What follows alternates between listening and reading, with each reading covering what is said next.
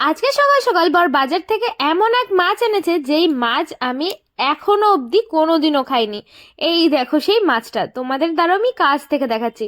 কেউ কি চিনতে পারছো এটা কি মাছ? তাহলে অবশ্যই কমেন্টসে জানিও। সো গাইস, কেমন আছো তোমরা সবাই? আশা করছি সবাই খুব ভালো আছো। আর একটি নতুন মিনি ব্লগে তোমাদের সকলের ওয়েলকাম। দেখো এখানে আমি দুধটা জাল দিয়ে রেখে দিলাম, আর সকালেই আলু সেদ্ধ ভাত করে নিয়েছিলাম, সেটা সকালেই খাওয়া হয়ে গেছে। আর এখন আমি তরকারিটা রান্না করব। আর আমাকে দেখেই বুঝতে পারছো আমার শরীরটা খুব একটা বেশি ভালো না, তাই ভিডিও কিন্তু আসতে একটু লেট হচ্ছে, ঠিক টাইম মতো আমি ছাড়তেই পারছি না। তো যাই হোক, দেখো এখন আমি মাছটা ভালো করে ধুয়ে নিয়ে এসেছি। আর মাছটা দেখে না আমার ভয় লাগছিল, কারণ এত নরম, যদি ভাজতে গিয়ে ভেঙে যায় আমি সেটার ভয়ই পাচ্ছিলাম। পরে শুনে দেখি এই মাছগুলো নাকি এরকম নরমই হয়। তো যাই হোক, দেখো এর মধ্যে একটুখানি লবণ হলুদ দিয়ে দিয়েছি। এবার এটা যেহেতু এত নরম, তাই আমি কিন্তু একদম আলতো আলতো করেই মাখিয়ে নিয়েছি। আমি বেশ আলতো আলতো ভাবেই কিন্তু মাছে লবণ হলুদটা মাখিয়েছি, আর পুরো ভালোভাবে মাখিয়ে নিয়েছি। তো খানিকক্ষণ রেখে দিয়েছি মাছটা এইভাবে মাখিয়ে। আর এদিকে আমি সমস্ত সবজি যা যা লাগবে সেগুলো নিয়ে নিয়েছি। আচ্ছা, তোমরা কে কে এই মাছ আগে খেয়েছো আমাকে অবশ্যই জানিও। আমি তো প্রথমবারই খাচ্ছি জীবনে, তাও আবার নিজে রান্না করে। শুনেছি এই মাছটা নাকি মাংসের মতো করেই রান্না করতে হয়। তাই দেখো এখানে আমি টমেটো, লঙ্কা, আদা, তারপরে পেঁয়াজ, ধনেপাতা সব কিছু কিন্তু রেখেছি, আর কিছু কিছু কেটে রেখেছি। তো আলু কাটা হয়ে গেছে, তাই ভাবলাম তাড়াতাড়ি করে মাছটা ভেজে নিই। আর মাছ দেওয়ার সময় আমার না খুব ভয় লাগছিল, যেহেতু কোনোদিনও এই মাছ খাইনি আর ভাজিও নি। তাই ভাবছিলাম যদি ছিটে ছিটে তেল আসে তাহলে আমি কি করব। তাই আমি ভয়তে বারবার মাছ দিয়েই দৌড়ে পালিয়ে যাচ্ছিলাম। তো দেখি কোনো রকম কিছু হচ্ছিল না, একটু একটু ফুটছিল, বাট ওটা কড়াইয়ের কাছ দিয়েই, খুব বেশি দূরে যাচ্ছিল না। আর দেখো মাছগুলো এমন অবস্থায় ছিল, আমি তো ভাবছিলাম কড়াই দেওয়ার সাথে সাথেই মনে হয় পুরো মাছগুলো ভেঙে যাবে। বাট মাছগুলো দেখো পুরো ঠিক হয়ে গেছে, ভাজার সাথে সাথেই কোনো রকম ভেঙে যায়নি কিন্তু, তাই না? মাছগুলো তোমাদের দেখালাম কেমন ছিল।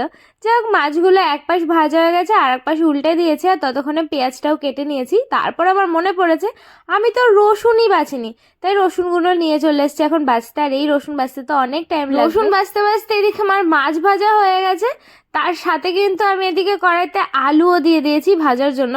কিন্তু এখনো আমার রসুনই ভাজা হয়নি, জানো? দেখো মোটে কটা বাছা হয়েছে। এই রসুনগুলো বাছতে একটু টাইমই লাগে। এগুলো কিন্তু আমি আমার মামা বাড়ি থেকে নিয়ে এসেছিলাম, তোমরা অবশ্য জানো, আমি দেখিয়েছিলাম ভিডিওতে, মামা চাষ করেছিল।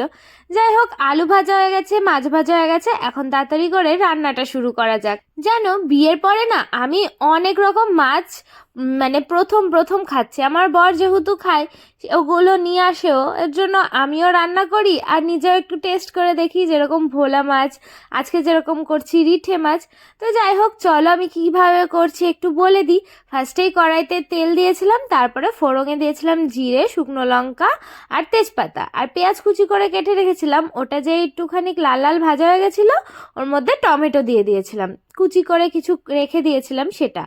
আর যেই পেস্টটা করেছিলাম টমেটো, আদা, রসুন আর লঙ্কার, সেই পেস্টটা দিয়ে ওর মধ্যে একে একে মশলাগুলো দিয়েছি। এই মশলাটা যখন আমি কষিয়ে নিচ্ছিলাম, আমার এত পরিমাণে ঝাঁজ লাগছিল কি আর বলবো, আমার অবস্থা তো খারাপ হয়ে গেছিল পুরো। যতক্ষণ ধরে রান্না করেছি ততক্ষণ ধরে কেশেই গেছি। এখানে দেখো, তারপরে আমি আলুগুলো দিয়ে বেশ খানিকক্ষণ কিন্তু নাড়াচাড়া করার পরে একটু জল দিয়ে ঢাকা দিয়ে রেখে এসেছিলাম। ততক্ষণ ভাবলাম চলো দুটো বিস্কিট খেয়ে নিই, শরীরটা ভালো লাগছিল না।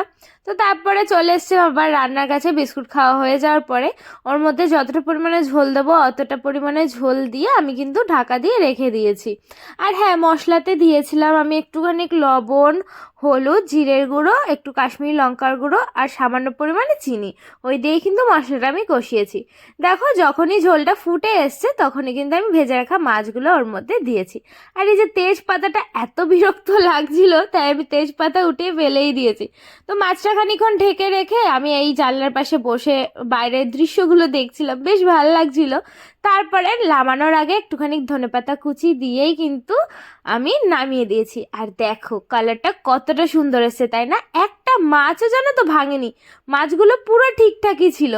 আমার তো দেখেই লোভ লেগে যাচ্ছিল, আর এত দারুণ সেন্ট বেরোচ্ছিল, তাই আমি আর ওয়েট না করতে পেরে তাড়াতাড়ি বসে পড়েছিলাম গরম গরম মাছের তরকারি তার সাথে ভাত। আজকে তো দুপুরবেলা আমার একেবারে জমে যাবে। আর ঠান্ডা অবস্থায় না এই গরম গরম ঝাল ঝাল তরকারি খেতে বেশ ভালো লাগবে। তো দেখো আমি ঝোল, আলু আর মাছ নিয়েও নিয়েছি, আর কালারটা দেখেই বুঝতে পারছো তোমরা যে কতটা টেস্টফুল হয়েছে। তোমরা যারা রান্না করতে জানো তারা কালার দেখেই বুঝতে পারবে যে আদৌ ভালো হয়েছে না খারাপ। যাই হোক, এখন আমি এই মাছটা যখনই ধরতে গেছি কি যে গরম ছিল কি আর বলবো। তো তারপরে একটুখানি ঠান্ডা হওয়ার পরে আমি একটু ফু দিয়ে একটুখানি মাছ, একটু ভাত আর আলুটা বেশ ভালো করে মাখিয়ে প্রথমবার খাবো। আর আমি একটুখানি নমস্কার করে নিয়েছিলাম যে যদি খারাপ হয় তো। দারুণ টেস্ট হয়েছিল, আমি নিজেও অবাক যে এই রিঠে মাছ খেতে এত টেস্ট লাগে। এতদিনেও যে আমি এই মাছটা এখনো কেন খাইনি আমি সেটাই ভাবছিলাম। আমি তো ভাবছিলাম আমার বরকে বলবো আবার একদিন নিয়ে আসতে।